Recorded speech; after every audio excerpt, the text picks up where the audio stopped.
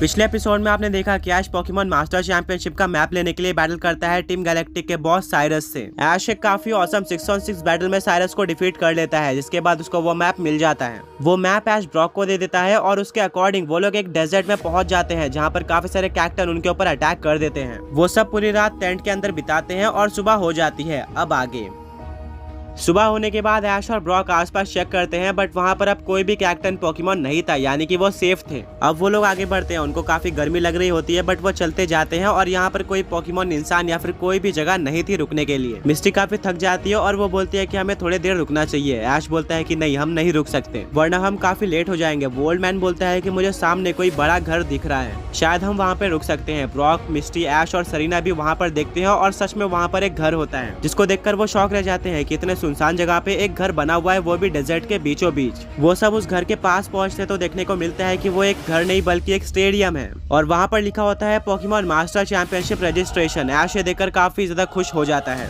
Brock बोलता है कि ऐश तुम यहाँ पर रजिस्टर कर सकते हो। ऐश और वो ओल्ड मैन जल्दी से उस स्टेडियम के अंदर जाते हैं, जहाँ पर और भी कुछ ट्रेनर होते हैं। उन्हीं में से एक ट्रेनर काफी सैड बैठा हुआ होता है, जिसके पास ऐश जाता है। वो पूछता है कि तुम इतने सैड क्यों हो। वो ट्रेनर बताता है कि पोकेमॉन मास्टर चैंपियनशिप में क्वालिफाई करने के लिए या फिर रजिस्टर करने के लिए हमारी टीम के सारे पोकेमॉन्स काफी स्ट्रॉन्ग होने चाहिए। मैंने यहाँ पर क्वालिफाई करने के लिए 3 लेजेंडरीज पकड़े थे, बट उनके अलावा मेरे पास कोई और रेयर पोकेमॉन नहीं है, जिसके चलते मैं यहाँ पर रजिस्टर नहीं कर पा रहा हूँ। ऐश और वो ओल्ड मैन ये रूल सुनकर काफी शॉक रह जाते हैं, बट वो रजिस्ट्रेशन सेंटर पर जाते हैं, जहाँ पर ऐश और उस ओल्ड मैन के सारे पोकेमॉन्स ले लिए जाते हैं। ऐश के पोकेमॉन्स को एक एक करके चेक किया जाता है। सबसे पहला पोकेमॉन था ग्रिंजा। वहाँ पर आइडेंटिफाई होता है कि ग्रिंजा के पास बॉन्ड एवोल्यूशन है, जो कि पोकेमॉन वर्ल्ड में किसी और पोकेमॉन के पास नहीं है। उन लोगों ने इसके बारे में पहली बार सुना था, यानी कि ग्रिंजा एक काफी रेयर पोकेमॉन है। सेकंड पोकेमॉन होता है चारिज़ार्ड। चारिज़ार्ड एक स्टार्टर पोकेमॉन है, जो कि काफी नहीं था उसको रेयर बनाने के लिए। ऐश बोलता है कि मेरा चारिज़ार्ड मेगा इवॉल्व भी हो सकता है मेगा चारिज़ार्ड एक्स में। रजिस्ट्रेशन कमेटी बोलती है कि हाँ, पोकेमॉन वर्ल्ड में सिर्फ 46 ऐसे पोकेमॉन है जो कि मेगा इवॉल्व हो सकते हैं, तो हम इसको रेयर मान सकते हैं। अब ऐश का थर्ड पोकेमॉन होता है आर्सियस। बिना किसी डाउट के ये one of the rarest Pokemon है, क्योंकि एक गॉड मिथिकल पोकेमॉन था। ऐश का फोर्थ पोकेमॉन होता है हुपा। ये एक मिथिकल पोकेमॉन था, तो ये भी काफी रेयर है। पर फिर वो लोग चेक करते हैं ऐश का फिफ्थ पोकेमॉन, जो कि होता है पिकाचू। वो बोलते हैं कि ये तो एक काफी कॉमन पोकेमॉन है, तुम इसको लेकर रजिस्टर नहीं कर सकते। ऐश बोलता है कि मेरे पिकाचू की पावर लेवल लेजेंडरी पोकेमॉन से भी ज्यादा है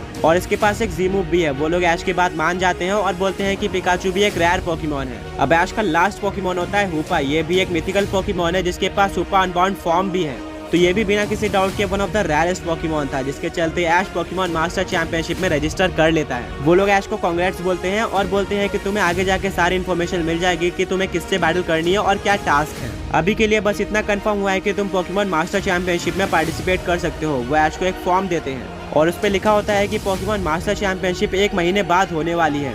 ऐश बोलता है कि पोकेमॉन मास्टर चैंपियनशिप का रास्ता तो काफी लंबा है, अगर मैं टाइम पे नहीं पहुंच पाया तो क्या होगा। वो लोग बोलते हैं कि अगर ऐसा होता है तो तुम्हारी जगह पर किसी और ट्रेनर को मौका दिया जाएगा वहां पर पार्टिसिपेट करने का, बट हाँ, अगर तुम लेट भी पहुंचते हो तो तुम्हें टास्क कंप्लीट करने के लिए 1 महीने दिए जाएंगे। तो अगर तुम उस टाइम में टास्क कंप्लीट कर लेते हो तो तुम्हें पार्टिसिपेट करने दिया जाएगा। उसके बाद वो ओल्ड मैन आता है, जो कि अपने 6 पोकेमॉन्स को निकालता है। उसका सबसे पहला पोकेमॉन बेक्सेलिबर होता है। ये एक सूडो लेजेंडरी पोकेमॉन था, तो ये काफी रेयर है। उसका नेक्स्ट पोकेमॉन क्वैकवेबल था। ये एक स्टार्टर पोकेमॉन था, बट इसके पास एक फेनोमेना भी था, जो कि था टेरेस्ट्रलाइजेशन। उस ओल्ड मैन का थर्ड पोकेमॉन होता है बिशाप। ये काफी कॉमन पोकेमॉन लग रहा था। रजिस्ट्रेशन कमेटी पूछती है कि इसमें क्या रेयर है। वो ओल्ड मैन बोलता है कि एक बिशाप के ग्रुप का लीडर किंग गैम्बिट पोकेमॉन में इवॉल्व हो सकता है, जिससे ये काफी रेयर बन जाता है। रजिस्ट्रेशन कमेटी बोलती है कि ये फिर भी उतना रेयर नहीं लग रहा है। वो ओल्ड मैन बोलता है कि मेरे किंग गैम्बिट के ब्लेड्स नॉर्मल किंग गैम्बिट से काफी ज्यादा बड़े हैं। रजिस्ट्रेशन कमेटी उसको चेक करते हैं और उनको पता चलता है कि सही में उसके ब्लेड्स नॉर्मल किंग गैम्बिट से कहीं ज्यादा बड़े हैं। उस ओल्ड मैन का फोर्थ पोकेमॉन होता है सेरुलेज। ये एक ब्रांच एवोल्यूशन पोकेमॉन था, तो डेफिनेटली काफी रेयर है। उस ओल्ड मैन का 5वां पोकेमॉन होता है आयरन वेलिएंट। एक फ्यूचर पोकेमॉन था, यानी कि फ्यूचर पैराडॉक्स फॉर्म,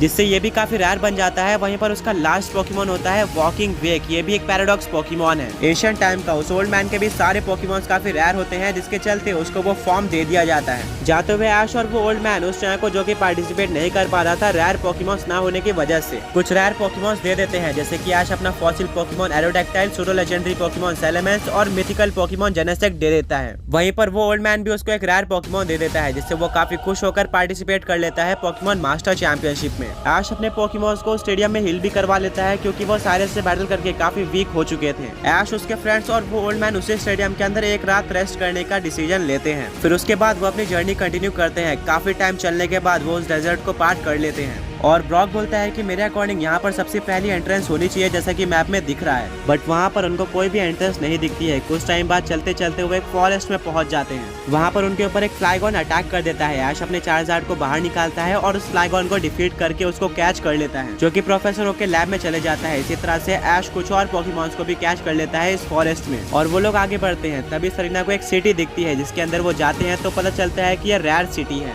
ऐश देखता है कि इस सिटी में ऑलमोस्ट हर एक ट्रेनर के पास एक न एक रेयर पॉकीमॉन है। उन्हीं में से एक ट्रेनर के पास जायंट ड्रैगनाइट होता है। ऐश उस ट्रेनर के पास जाता है और पूछता है कि यहाँ पर सबके पास रेयर पॉकीमॉन्स कैसे हैं। वो ट्रेनर बोलता है कि इस सिटी में एक स्पेशल चीज है कि यहाँ पर एक फॉरेस्ट है जिसके अंदर काफी सारे रेयर पॉकीमॉन्स हैं। हर महीने उस फॉरेस्ट के अंदर एक कंपटीशन होता है जहाँ पर जो सबसे ज्यादा रेयर पॉकीमॉन जीतेगा उसको वो पॉकीमॉन रखने दिए जाते हैं, जिसके चलते यहाँ पर ऑलमोस्ट हर एक लोग के पास रेयर पॉकीमॉन है और इसीलिए इस सिटी का नाम भी रेयर सिटी है। और पॉकीमॉन मास्टर चैंपियनशिप में पार्टिसिपेट करने वाले ट्रेनर्स भी यहीं से रेयर पॉकीमॉन्स लेकर जाते हैं। ऑल्दो ऐश और सोल्ड मैन ने ऑलरेडी पॉकीमॉन मास्टर चैंपियनशिप के लिए रजिस्ट्रेशन कर लिया था अपने रेयर पॉकीमॉन्स दिखाकर, बट वो लोग कुछ और रेयर पॉकीमॉन्स कैच करना चाहते थे और एक नया एक्सपीरियंस लेना चाहते थे क्योंकि उन्होंने ऐसा कोई कंपटीशन इसके पहले नहीं देखा था। ब्रॉक, मिस्ट्री, सरीना सब इसके लिए काफी एक्साइटेड होते हैं। वो भी इस कंपटीशन में पार्टिसिपेट करना चाहते थे। उनको भी कुछ रेयर पॉकीमॉन्स मिल जाते हैं। ऐश उस ट्रेनर से पूछता है तो ये टूर्नामेंट कब होने वाला है। वो ट्रेनर बोलता है कि जैसे कि मैंने बताया ये टूर्नामेंट महीने में एक बार होता है और तुम लोग काफी ज्यादा लकी हो क्योंकि इस महीने का टूर्नामेंट कल ही स्टार्ट होने वाला है। तुम लोग इसमें पार्टिसिपेट कर सकते हो।